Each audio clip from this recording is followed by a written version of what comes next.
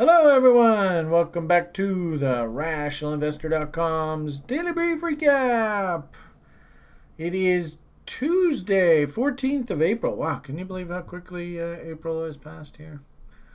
Market is up and down, like you know what. If you don't know, we affectionately used to always say in the market, like a horse drawers. I don't think that's actually swearing, but anyway, we have been enjoying a pretty nice uppy market. Actually, we had some really cool buy setups come in to start our session in North America. But you can see that they sort of melted away, and now we're sort of back in the malaise. So we started out of the gate a little bit stronger here this morning, but things are kind of calming down a bit. It's Tuesday, so really not if anything, ironically enough, we always like to use the term turnaround Tuesdays. So, if we're looking at the broader market, I'm kind of thinking maybe, and actually, wait a minute, probably the best thing to do for you guys is, where the hell's that damn screen? I always lose it, isn't it right here? Yeah, here it is. Let's work off of this. So, as I was kind of saying, stocks are up, but looking a little waffly up top here. So, if anything, this almost reminds me about how I had kind of front run a previous. In fact, actually, I bought some stock into here and I got punched out when the market had to pull back against this 38.2. So this is almost like that sort of same scenario. We're coming into bullish objectives, getting too overly bullish right up top here. Or maybe a little late to the party. Notice gaps up top here. This AB equals CD. We might head and shoulder a big blow off top up against these highs. But I'm thinking we're getting closer to the end of this run than the beginning. And usually at the end of these runs, right, that's where you get the most violent action. Also, too, we look at things like the U.S. dollar index. Remember, we said yesterday was a bit of a holiday, Easter Monday. We had actually basically a one-direction move here into that holiday weekend. Doji sort of indecision. Do we want to continue on that direction or do we want to reverse? I think we're getting the continuation signal here with the Doji fail, which to me says we're probably going to go take out these lows. And then if we start doing things like AB equals CDs, we can actually start seeing a serious test of these lows down the road. And I've talked to you guys at length, usually the stock market pros, they actually want to engineer a rally into the end of May, the end of April, beginning of May. You've heard the expression before, sell in May and walk away. I think that's actually what they're trying to do here. Also, too, I'm hearing talk that the U.S. Political system, at least the executive branch down in the United States, is trying to force the economy to open back up.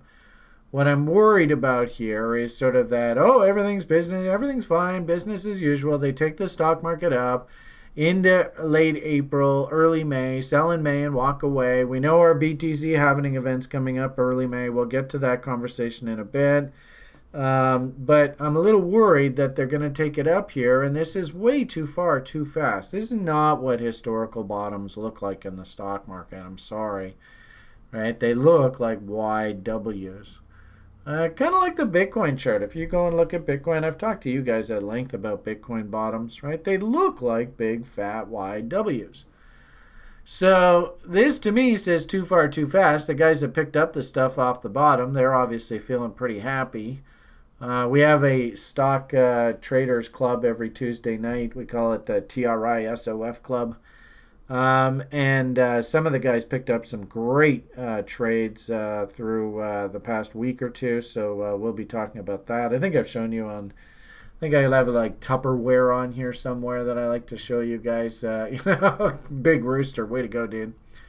You can also see there are some cute little W's trying to come in here, on a lot of these names. And actually, I'm hearing some really interesting value. I did some research into this Village Farms. I actually really like this story. Basically, they're in the greenhouse business. They're the biggest greenhouse operator in Canada. And they just did a big financing with a institutional house, I think at about $3 a share. So it makes sense why the bottom's coming in, because they just got a big institutional player to finance them at that level. So I'm thinking about going and doing some nibbling here. I did notice a lot of the pot-related beverage kind of names all jumped up, and David's Tea actually put in a bottom again. God damn. So I might actually even go and buy a little bit more of that David's Tea. And NBT, that new beverage, looks really interesting. TRI, for whatever it's worth, TRI is on the buy side and actually did some buying here on HUT here recently. So we actually have been buying some things. And you want to see a total fucking kick in the pants. The market giveth and the market taketh awayeth, as they say. And they always say, right, those who the gods wish to destroy first make drunk with power. So guess who went and put in a big fat W here, sons of bitches. Bang! So I do like this company. I've wanted to invest in it. I do have, I took a little bit of a punch in the nose on this recent one. We've gone and carved out this very wide W. So now I am, call me a glutton for punishment, back in on the buy side, trying to sneak in off of this gap and down against trend lines, right? And I suppose if we do RLZs, just like I showed you with that HUT, it's going to be funny for the public to watch. But what usually ends up happening here, notice reload zones are basically those same levels. And this is exactly like that HUT trade, where I'm just going to try and sneak my way back in on a pullback against these lows. And the irony of it all is I might actually even go and buy some stock right at the level that I just said, get me the hell out of here. It could happen. It's a trader's life. And if anything, that's a fine scenario for me, because then, ironically enough, I'm in right back at the same level. The only difference is commissions, and I've got a fairly well-defined risk window here. We'll see what happens. Only time will tell. It's just an interesting anecdote that, this is a trader's life. So anyway, it's weird. The daily brief today, I was kind of scatterbrained too, and I'm feeling that way with you guys. Sorry. So US dollar, it looks like it's heading lower. Stocks heading higher. Also too, did some fun research into options expiry. Gee whiz, what a coincidence. It's in Wall Street's best interest to get the market nice and uppy and frothy here into this Friday. So they're basically doing that, and all the options boys go, woohoo, another slam dunk. I'm fascinated how the bonds here have just absolutely quieted down. This double bottom, the little bot here, is still working. It's underwater, but basically risking against these lows. And our gold popped up here. A little bit worried the fact that the rally came in through the holiday there yesterday, which is a thin market, a little bit suspect. And actually the lower time frame bot setups that I was sort of walking you through, they had moved stop to trailing levels here. I'm starting to get M-type price action. And so my basic philosophy is I'm back on the sidelines here. Made a bit of money, not bad. But I'm not really in a big hurry to do anything off of like little ones. You're just in there clipping the market. As long as thing keeps making higher highs and higher lows, great, awesome. As soon as we start making, in this case, this is a higher high but a lower low, that's problematic for me. So just kind of cooling my jets there. Julian's just absolutely killing the market. I think I told you he bought some in here. I think he added some more in here. I'm not exactly sure what his position is right at the moment, but ironically enough, if this thing is actually going to start heading down, is there any commodity in particular that actually does well in that environment?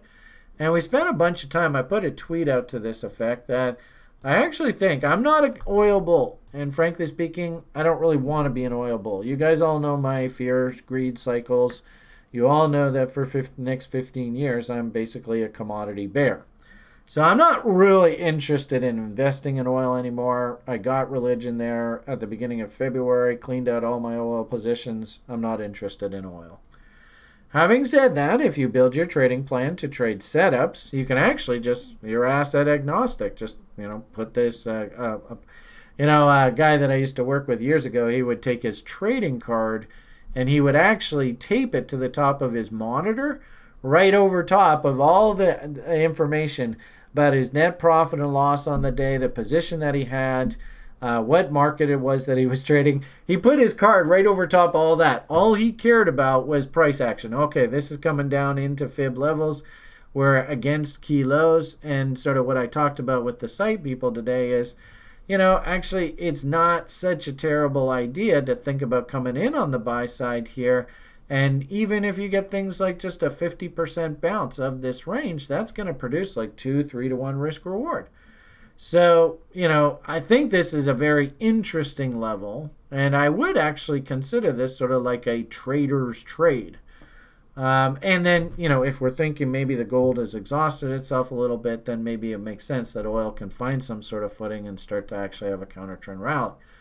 Through the daily brief today, we also took a look at the gold crude oil ratio. Takes something like 85 barrels of crude oil to buy 1 ounce of gold right now. Historically, that relationship sits between, I think it's something like 10 and 30.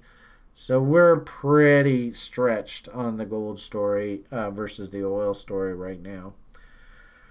The tweet that I had put out today is, if it's just a question of supply, then I think we can make the argument the Americans, the Russians, the Saudis are trying to make peace. They'll try and shore it up. But that's not really the question here.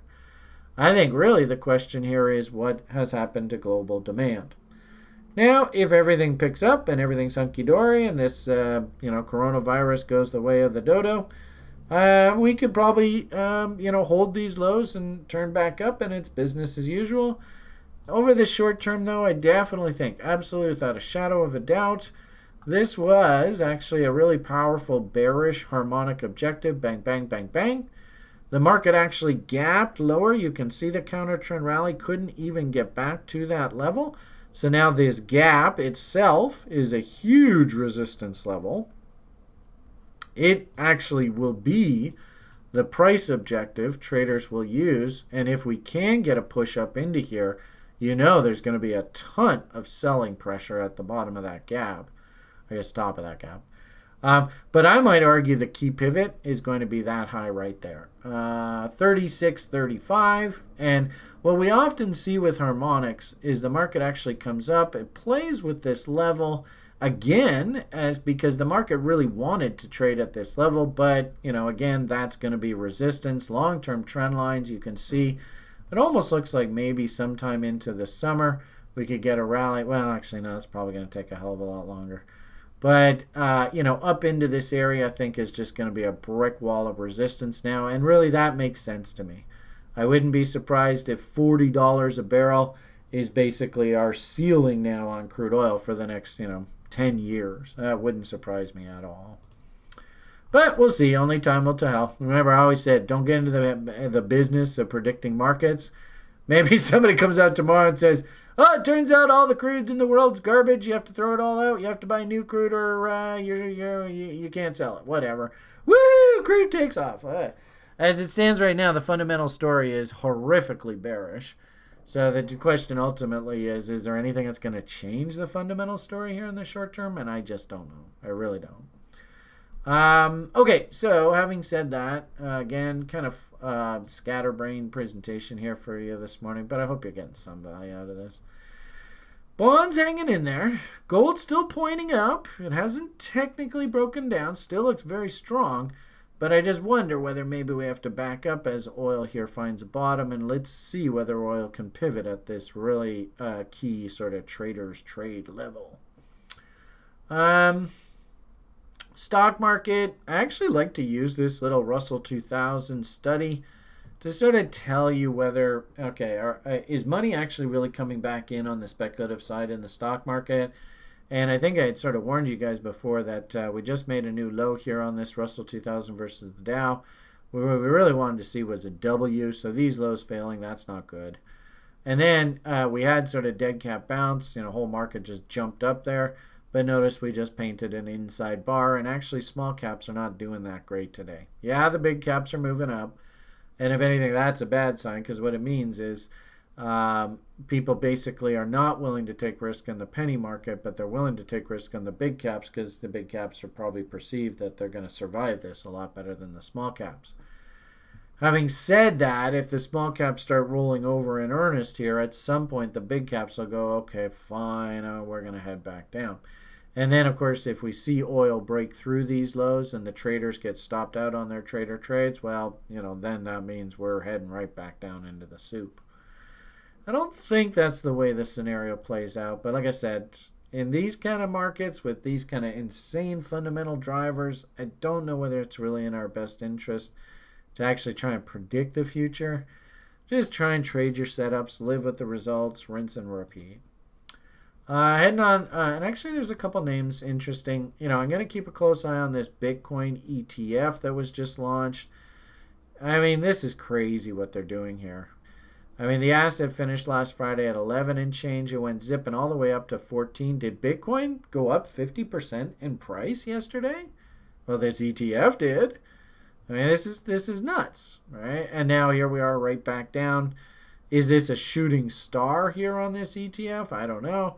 But I think I told you before, I can't even think about actually putting any money into this until I start seeing W's. But I really do like the story. And I think you should do yourself a favor and at the very least, just go and listen to the actual CEO's interview. I tweeted it out. The guys that are doing the podcast, I don't know who the hell they are. But the interview that they did was with the CEO and the sort of, chief bottle washer of this QBTC. And just listen to the guy. The guy is dripping 1%. So he's clearly on the inside. He knows blockchain and blockchain technology backwards. And he is connected. So this, if anything, the event in itself is, in my opinion, Bitcoin is now a legitimate pension fund asset to be investable in. Fascinating interview. I would, and it was such a good interview that I went through and I picked out some notes that I thought were worth trying to remember out of this. It was a really good interview. And long and short of it here, crypto's here to stay. The world is going digital currencies. Get used to it. That is our future. Merry Christmas! Anyway, and if anything, that one little piece there, that 30-second piece for this whole video was probably worth you watching the whole thing. So just go listen to this guy if you're a crypto fan. Looking at the corn, I, for whatever it's worth, I picked up a bit more of this hut for the TRI corporate account here today. I like the company. We'll see what happens. Double bottoms, you know the story, blah, blah, blah. As for the corn itself, kind of crossroads right now. I thought that last chart with the spiral and all that was getting a little bit convoluted for you, so I just sort of cleaned up the chart and just sort of redid everything here, so that it sort of gives you a relatively clear message. There is this potential head and shoulders that's working over the short term, and if we do get a failure here, our RSI studies think 2M, second M through the 50 line, that kind of thing. If we do puke out here, then I think we're done. And of course, our realistic short-term price objectives, I think, have to be these candle body lows here. To me, this feels like a floor for Bitcoin price. We'll see how it goes. It might actually act as a great liquidity pool, nice FUs against there. But I do definitely like the idea of if I could get long right in this sort of window down in here. And interestingly enough, if we actually look at that head and shoulders, it's about that distance. So, I'm certainly not calling markets or calling direction, all that. You guys know that's not the purpose of these videos. So we go boom, boom, boom, something along these lines. I don't really like, trading these kind of head and shoulders with the awkward neckline like this. Because, ideally the head and shoulders wants to be very symmetrical, right? And look very much like a head and shoulders. So this one's a bit, But nonetheless, if we lose these levels, again, you see candle body lows, that would make sense, right? We're going to see a serious test of these lows. I don't think, though, that we've actually broken down here yet, though. This is sort of, and I had originally kind of drawn this thinking, those na levels, and I get the feeling that's what this push was down into here. And then notice we've sprung back violently right back up. I don't know whether I showed you guys this in the public, but this is sort of the study that I've been sort of walking the site through on what I sort of think is happening. You can see that head and shoulders, and believe it or not, right, you can see this point here. I still think there's another rally, and if this is actually a head and shoulders, we'll rally into this level, we'll get knocked down really hard, and then just puke out. But as you can see from this arrow, what I've often seen happen with these is we could come to the apex, which usually happens about 2/3. So you can see that it's basically on schedule. Something big's going to come and hit us here around the 15th or so, which is tomorrow. But the interesting thing is this is not necessarily written in stone that we're going to crap out here. As you can see here, I often see that we go through this triangle, we consolidate, and then we just rip our way to new highs. So really all this fractal sort of study is just to sort of say, what would a consolidation off of this level look like? So really good guide, and we are coming to the apex of this study.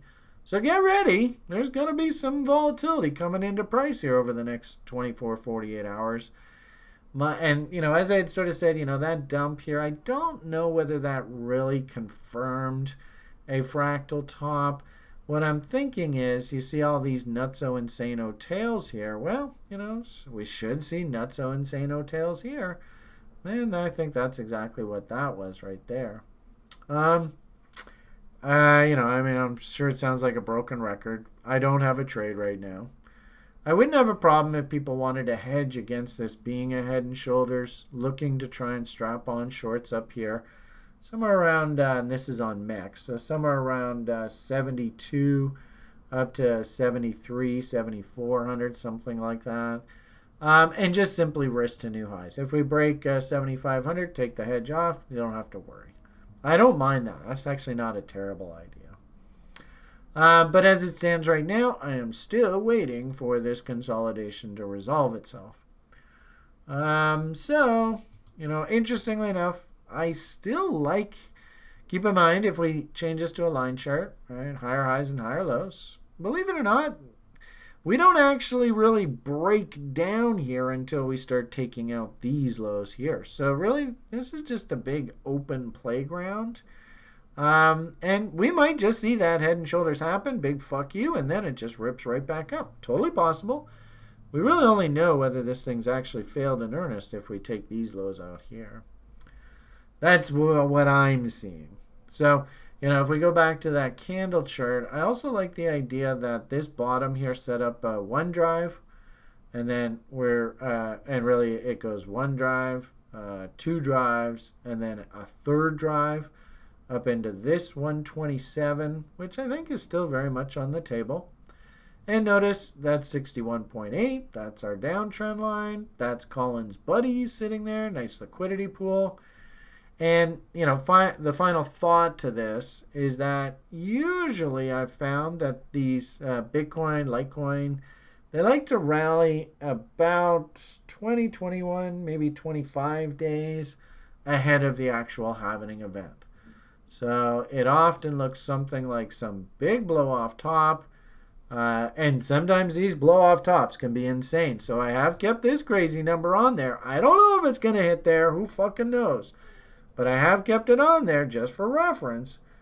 I don't think it's going to happen, but I like the idea of a blow-off top, into mountain, liquidity pools, original market structure failure, then some sort of top. And the irony of it all is it's not going to be a nice pretty top. It's probably just going to be a V-top. And then, ironically enough, when we actually get to the halvening, the prices come down appreciably from that level, whatever that spike level is. So that's, I mean, I don't know whether it's going to look like that or not, but that's sort of what I'm thinking here right now. So I hope that helps at all. So the only other thing I'll say, good old Convarkinator. There's another one. Actually, both of these are Convarkinators. KMD, I mentioned this yesterday to me. Beautiful looking W. I'm already long a boatload of this, so there's really no reason to add to it. Great looking trade. And same thing here on ARC. I'm already long a boatload of this, but again, beautiful looking W's come in here. And I mean, I don't know. I mean, yeah, there are rallies happening in altcoin land. You just have to be focused and patient. And, I really like to trade W's. And as you can see, we got a couple W's coming in here, and they're just working away, doing their thing. And if you think there's no room for this thing to move up, check this out. I mean, this is ridiculous. So at some point, the irony of it all, I honestly believe it without a shadow of a doubt. People coming into crypto right now, oh my goodness, there is so much money to be made here if you just are patient. Wait a couple years. Actually, I don't even think it's a couple years now. It's probably a year or so down the road. This market just looks to me like it's ready to go. So, load up those bags, be patient, don't take too much risk, try and find good rational ideas. That means half decent stories with half decent coin counts that actually have blockchains. They can make a use case scenario for their blockchain, whatever, and get out there and have some fun. I'll tell you, I think there's the groundwork for tomorrow's fortunes are actually being laid today. So. Okay, everybody, I think I'm going to leave it at that. Have yourselves a great rest of your day. All the best, and bye for now.